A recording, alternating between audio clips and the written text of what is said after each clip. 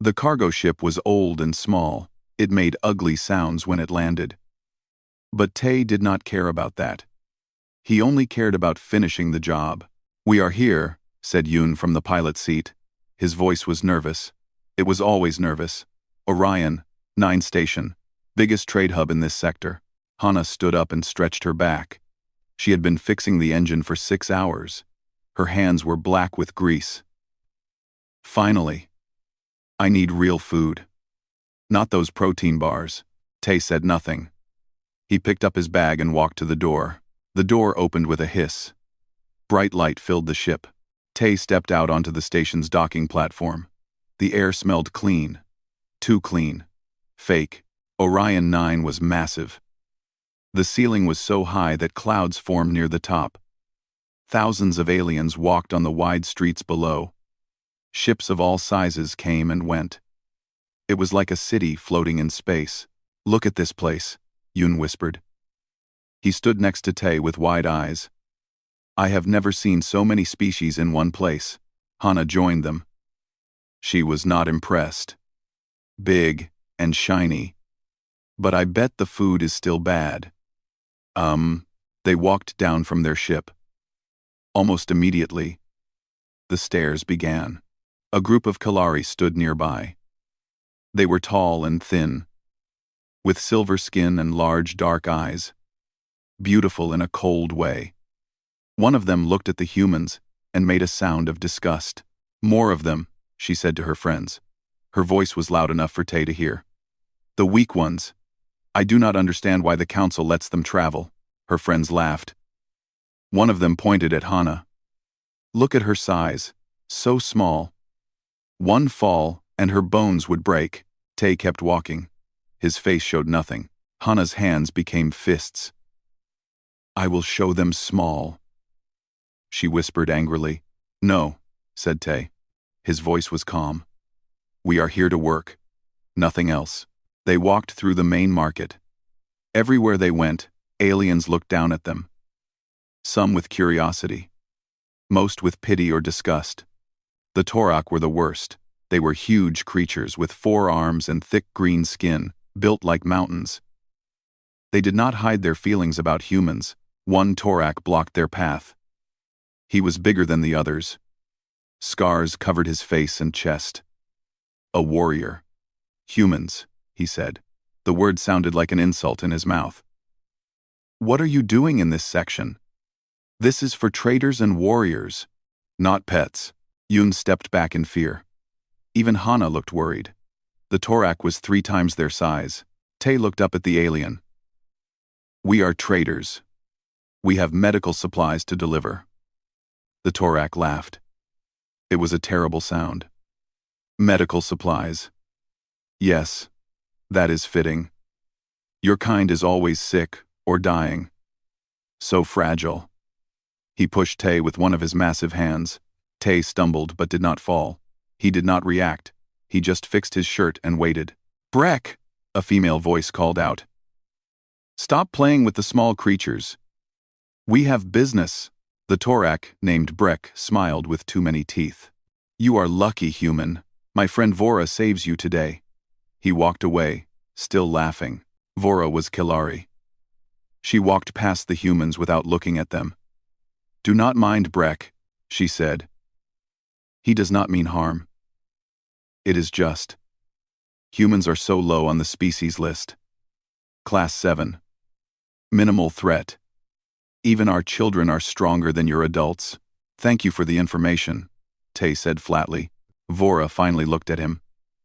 She seemed surprised that he could speak. "You are polite. That is good. Know your place, and you will survive here." Then she was gone. Hana exploded. "Know our place? I will show her our place. I will. You will help me deliver these supplies," Tay said. "Then we will eat. Then we will sleep. Then we will leave. That is all." Yoon nodded quickly. "I agree with Tay. Let us not make trouble. These aliens could kill us easily." "Croast. That is not the point," Hana said, but she followed anyway. They delivered the medical supplies to a small clinic in the lower levels. The doctor there was an old alien with 8 eyes. He was kind to them, one of the few humans, he said while checking the boxes. Interesting species. Your bodies are weak. Yes, but I have read about your planet, Earth, you call it, a dangerous place, storms, predators, diseases. How did you survive? Tay shrugged. We did not have a choice. The old doctor looked at him with all 8 eyes. That is a good answer. Sometimes, the best answers are simple. They got paid. They found a food hall. They ate in silence while aliens whispered about them at other tables. Then the alarms started.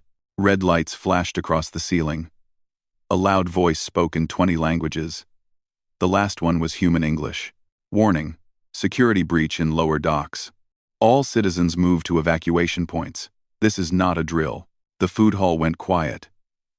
Then chaos. Aliens began running, screaming, pushing each other. Yun grabbed Tay's arm. What is happening? A Kalari ran past them.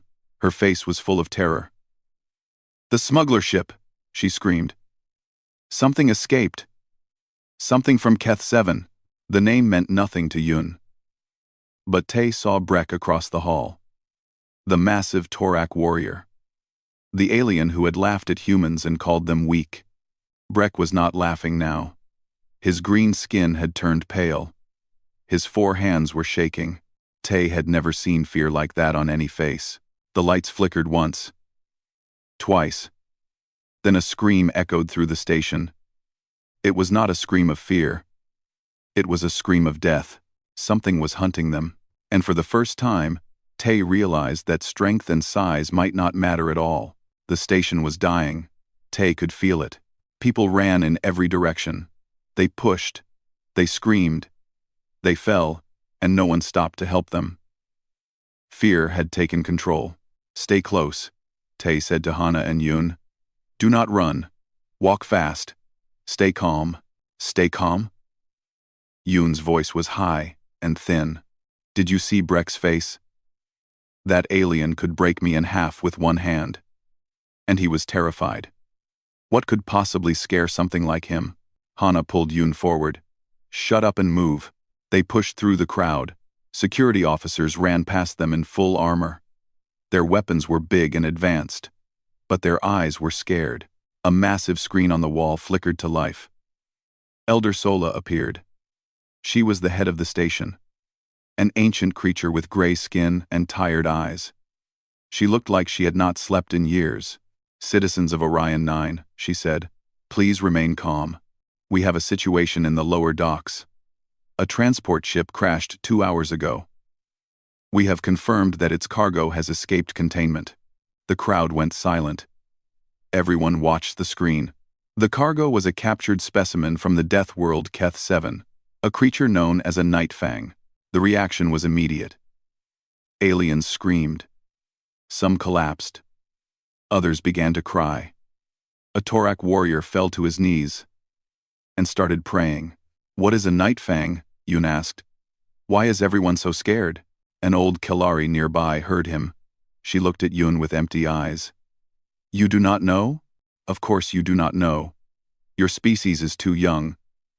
Too innocent. She laughed, but there was no joy in it. The night fang is death. Pure death. It hunted my people for 10,000 years before we escaped into space. We thought we were safe. We were wrong. The screen showed an image. The creature was black like shadow. 6 legs. A body like a snake mixed with a spider. No eyes that anyone could see. Just a mouth full of teeth that seemed to go back forever. That thing, Hana said slowly, is real? It killed my entire family, the old Kalari said. 50 years ago. Colony world. 300 people lived there. One, Nightfang arrived. Within 2 days, I was the only one left. I watched it eat my children. Yun looked like he might vomit. Elder Sola continued on the screen. Evacuation is in progress. Please move to the shuttle bays in an orderly fashion. Security forces are containing the creature. There is no need for. The screen went black. Then red emergency lights replaced it. The shuttle bay has been destroyed, a mechanical voice announced. Please wait for further instructions. The crowd exploded into panic. No shuttles, someone screamed. We are trapped. We are all going to die. Tay grabbed his crew and pulled them into a side corridor. It was darker here. Quieter. The screams were distant. Listen to me, Tay said. His voice was firm. The main areas are dangerous. Too many people. Too much chaos. We need to get back to our ship. Our ship is in the lower docks, Hana said. That is where the creature is. I know. Yun shook his head fast. No. No. We cannot go there. Did you see that thing? Did you hear what that old woman said? It killed 300 people.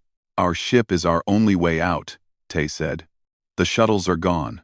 If we stay here, we die waiting. If we move, we might have a chance. They started walking through the maintenance corridors. The lights here were dim. Water dripped from old pipes. Their footsteps echoed. Then they heard other footsteps, heavy ones, coming closer. Tay pushed Hana and Yun behind a large machine. They hid in the shadows and waited. Breck appeared. But he was not the same Breck from before. One of his forearms was missing. Blood covered his chest. His eyes were wild with fear. Behind him came 5 other Torak warriors. They were just as damaged, just as scared. We cannot fight it, Breck was saying. We hit it with everything.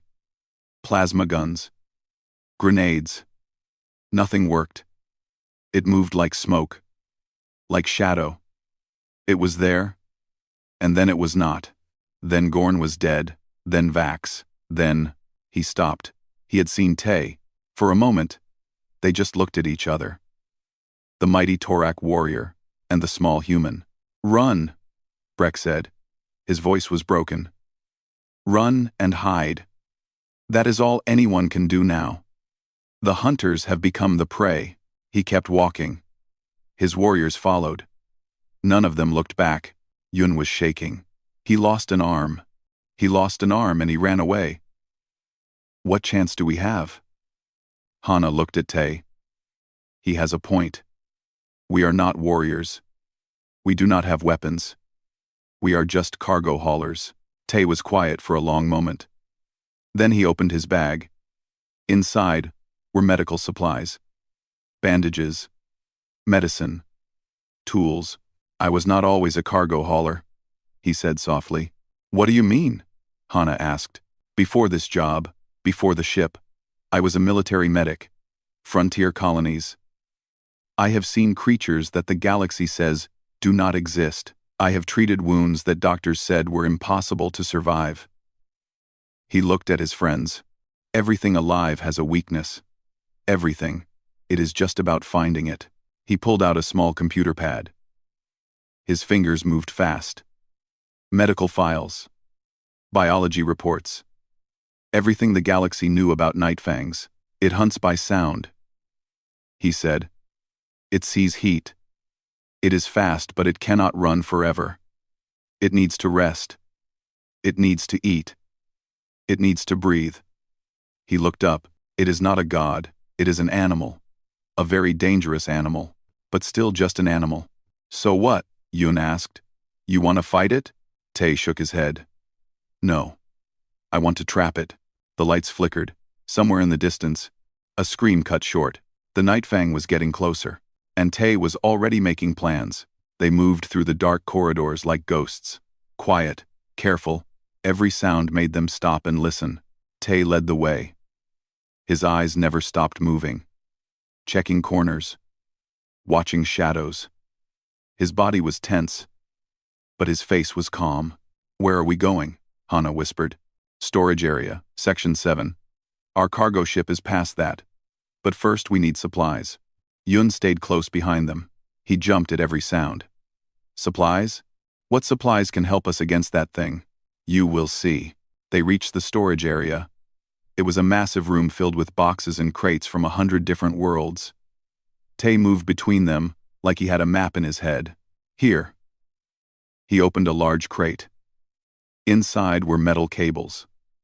Strong ones. The kind used to hold ships together during repairs. "Grab as many as you can carry," he said. Hana and Yoon did not ask questions. They filled their bags. Next, Tae found electrical equipment. Wires, power cells, small generators. He took everything. "What are you building?" Hana asked. "A trap." "A trap for that thing? Did you see the image? It has teeth the size of my arm." Tae stopped. He looked at Hana with serious eyes. "Do you know why humans are still alive?" She did not answer. "The Kilari have been in space for 100,000 years. The Torak, for 50,000. Humans have been traveling stars for only 500 years. We are babies compared to them. Our bodies are weak. We have no claws, no thick skin, no poison, nothing." "You are not making me feel better," Yoon said. "But we are still here," Tae continued. "Every species in this galaxy looks down on us. They call us weak. They call us fragile. They wonder how we survived it all." He picked up a heavy power cell.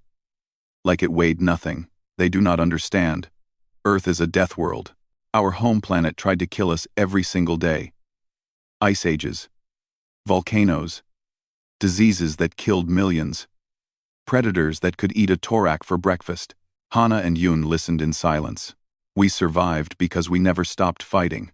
We survived because when something hurt us, we learned, we adapted, we became the most dangerous predators on our planet. Not because of our strength, because of our minds. Because we never gave up. Because we could chase prey for days, until it collapsed from exhaustion. Because we could survive wounds that would kill any other creature." He looked at his crew. "The Night Fang has never hunted humans before. It does not know what we are. That is our advantage." Yoon swallowed hard. "What is your plan?" Tae explained. They would set up a series of traps in the cargo bay near their ship. Electrical nets to slow the creature down. Sound devices to confuse its hunting senses. And finally, a heavy dose of sedatives from their medical supplies. "You want to put it to sleep?" Hana asked in disbelief. "Yes. Why not just kill it?" Tae shook his head.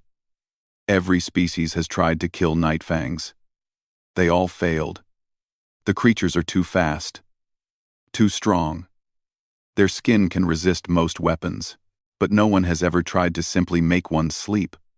Why would they? They are too proud, too focused on showing their strength." He looked at the supplies in his hands. "We are not proud. We are human. We do whatever works." They spent the next 2 hours building. Hana was good with electrical systems. She made the nets and the sound devices. Yoon helped carry things, his hands shaking the whole time. Tae worked in silence. His movements were efficient, perfect, like he had done this many times before. "Tae," Hana said while working, "you said you were a military medic. What did you really see out there? On those frontier colonies?" He did not answer for a long moment. "Things that still visit my dreams. Creatures that the official reports say do not exist. Situations that should have killed everyone." He paused. "I learned that fear is just a feeling. It cannot hurt you. What hurts you is giving up." A sound echoed through the corridors, metal scraping against metal, far away but getting closer. "It is coming," Yoon whispered. His face was white. Tae nodded. "The traps are not ready. We need more time. Someone has to lead it away." Silence. "I will do it," Yoon said suddenly. His voice was shaking but his eyes were determined. Hana grabbed his arm. "Are you crazy? You cannot even look at a picture of that thing without shaking." "That is why I have to do it." Yoon pulled away from her. "I am the most scared. I am the weakest. But I am also the fastest runner. I was a delivery boy before I was a pilot. I know how to move through spaces like this." Tae looked at him. "Are you sure?" Yoon nodded. He was terrified, but he was not running away. "Humans never give up, right?" "That is what you said." Tae reached into his bag and pulled out a small communication device. "Take this. Stay in contact. Do not try to fight. Just run. Keep it busy. Give us 15 minutes. Yun took the device. His hands were still shaking. 15 minutes. I can do 15 minutes. He tried to smile. How hard can it be? He ran into the darkness before anyone could stop him. Hana turned to Tae. If he dies, then we finish what he started. Tae's voice was hard. Keep working. We do not have much time. The sounds in the corridor changed. Yun was yelling somewhere in the distance, making noise, drawing attention, and somewhere in the shadows, something ancient and terrible began to chase him. Yun ran like he had never run before. His legs burned. His lungs screamed. But he did not stop. Behind him, the shadows moved. He could not see the Night Fang, but he could feel it. A pressure in the air. A wrongness that made his skin crawl. It was there, watching, waiting, playing with him like a cat plays with a mouse. Tae, he gasped into the communication device. It is behind me. I can feel it. Keep moving. Tae's voice came back. You are doing great. 8 more minutes. 8 minutes. It felt like a lifetime. Yun turned a corner and nearly fell. His foot slipped on something wet. He did not look down. He did not want to know what it was. A sound came from his left, like breathing but wrong, too deep, too hungry. He ran faster. Back in the cargo bay, Tae and Hana worked in desperate silence. The trap was almost ready. Cables hung from the ceiling. Power cells hummed with energy. The electrical nets were in position. It needs to come through that door, Tae said, pointing. The nets will catch it first. Slow it down. Then we hit it with the sound burst. Confuse its senses. Then the sedatives. Hana wiped sweat from her face. And if that does not work, then I kill it myself. She looked at him. You cannot be serious. He did not answer. Instead, he pulled a long metal rod from a nearby crate. He attached something to the end. A needle. A very large needle filled with clear liquid. Concentrated sedative, he explained. Enough to put a thorax to sleep for a week. If everything else fails, I put this in its throat. That means getting close to it. Yes, that is suicide. Tae looked at her with calm eyes. Maybe, maybe not. We will see. The communication device crackled. Yun's voice came through, high and panicked. It almost got me. I felt its breath on my neck. I cannot keep this up much longer. 2 more minutes, Tae said. Then lead it here, through the east corridor. 2 minutes. Right. 2 minutes. Yun sounded like he was crying. But he was still running. Hana finished the last connection. The trap is ready. Good. Hide behind those crates. No matter what happens, do not come out until it is over. Tae, hide. Now. She wanted to argue, but something in his voice stopped her. She ran to the crates and disappeared into the shadows. Tae stood alone in the center of the cargo bay. The metal rod was in his hands. His breathing was slow and steady. His eyes were fixed on the east door. Silence. Then footsteps, fast ones, human ones. Yun burst through the door. He was covered in sweat and scratches. His clothes were torn. But he was alive. It is right behind me, he screamed. Get to the ship, Tae ordered. Now. Yun ran past him without stopping. His feet barely touched the ground. And then, the Night Fang arrived. It did not run through the door. It flowed. Like water. Like shadow. Like death taking physical form. Its black body filled the entrance. 6 legs moved in perfect silence. Its mouth opened, and Tae saw teeth. So many teeth, the creature stopped. It looked at Tae. Without eyes. Somehow it still looked at him. Most creatures would have run. Most would have frozen. Most would have died. Tae stepped forward. Come on, he said quietly.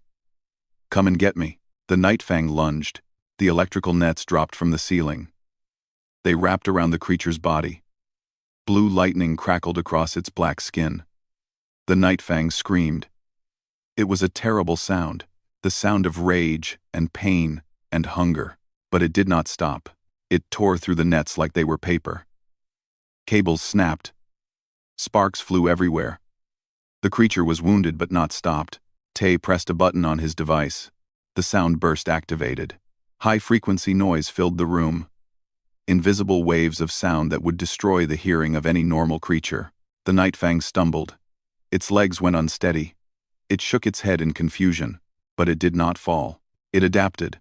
Within seconds, it was moving again. Slower, angrier, coming straight for Tay. He did not run. He could not run. There was nowhere to go. The creature was close now. So close he could smell it. Death and darkness, and something ancient. It lunged. Tay moved at the last moment. The creature's teeth missed his head by inches. He felt them pass through the air next to his ear. But the claws did not miss. 3 deep gashes opened across his chest. Blood sprayed. Pain exploded through his body. He fell backwards, hitting the ground hard. The Nightfang stood over him. Victorious. Its mouth opened wide. Tay looked up at death, and he smiled. His hand shot up. The metal rod with the needle went straight into the creature's throat. He pushed with everything he had left. The Nightfang made a choking sound. It tried to pull back, but Tay held on. His arms screamed in protest. His wounds bled freely, but he did not let go. "Sleep," he whispered. "Just sleep." The creature's legs began to shake. Its movements became slow. Its mouth closed. Its body swayed. And then it collapsed. The Nightfang fell beside Tay like a puppet with cut strings. Its breathing became slow, deep. Its body twitched once, twice, then went still. Tay lay on the ground next to it. His blood mixed with the creature's drool. His vision was getting dark at the edges, but he was alive. "Tay!" Hana ran from her hiding spot. She fell to her knees beside him. "Oh no. No, no, no. The wounds, they are deep." He grabbed her arm. His grip was weak but desperate. "The creature. Is it alive?" She looked at the Nightfang. Its chest was rising and falling slowly. "Yes, it is sleeping." Tay nodded. A strange smile crossed his bloody face. "Good. Find cargo straps. Tie its mouth. Tie its legs. You need medical attention. Later. The creature first. We need to show them." Hana did not understand. But she did what he asked. She found cargo straps and tied the Nightfang securely. Its body was warm and strangely smooth. Yun came back. He saw Tay on the ground. He saw the creature tied up beside him. He could not speak. Tay slowly got to his feet. Every movement was agony, but he stood. He wrapped a cargo strap around the Nightfang's neck like a leash. "Help me walk," he said. "Walk where?" Hana asked. He looked toward the main station. Toward the evacuation zone, where hundreds of aliens waited in fear. "They called us weak," he said. "Time to show them what weak looks like." And he began to walk. The evacuation zone was filled with fear. Hundreds of aliens crowded together. Kalari stood in tight groups, their silver skin dull with stress. Torak warriors sat against walls, some missing limbs, all missing their pride. Smaller species huddled in corners, crying softly. Elder Sola stood on a raised platform. She had no good news. The creature was still out there. The shuttles were gone. They were trapped. "We have sent distress signals," she announced. Her voice was tired. "Help will arrive in 6 hours. We must survive until then." "6 hours," a Kalari diplomat shouted. "That thing will kill us all in 6 minutes. We have lost 20 security officers," another voice called out. The Torak warrior Breck lost 3 of his best fighters. What hope do the rest of us have? Breck sat alone near the back. He cradled the stump where his arm used to be. His eyes stared at nothing. The greatest warrior on the station, broken by a single creature, Vora stood near him. The same Vora who had told humans to know their place. Now she looked small, scared. Her beauty meant nothing against something that could not be bargained with. "We should hide," someone suggested. "Find the deepest part of the station and lock ourselves in."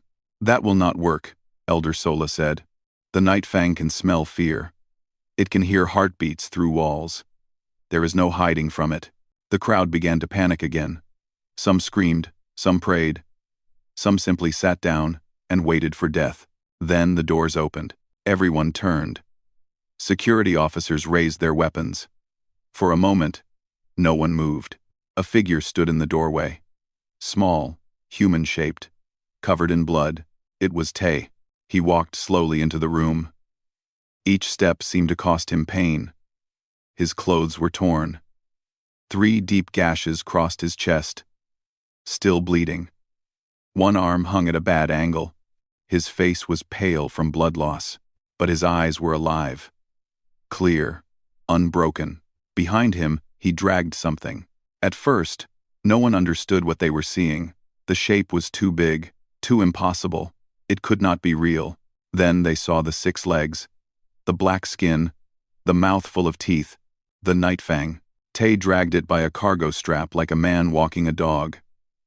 The creature was unconscious, its legs tied, its mouth wrapped shut. But it was alive. Its chest rose and fell slowly. The room went completely silent. Tay walked to the center of the evacuation zone. He stopped in front of the raised platform where Elder Sola stood. He looked up at her with tired eyes. "Someone call animal control," he said. His voice was rough and dry. "I need a medic." Then his legs gave out and he fell. Hana and Yun rushed from behind him. They caught him before he hit the ground.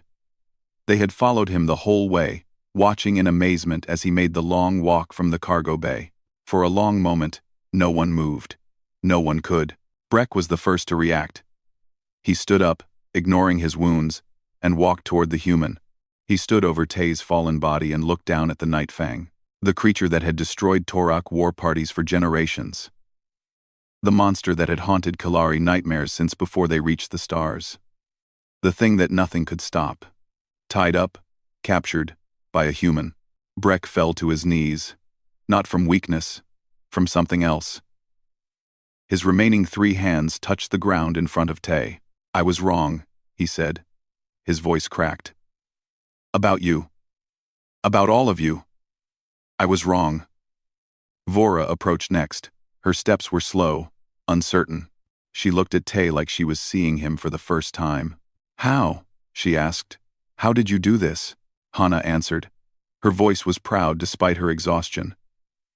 "He is human." "That is how." The silence broke.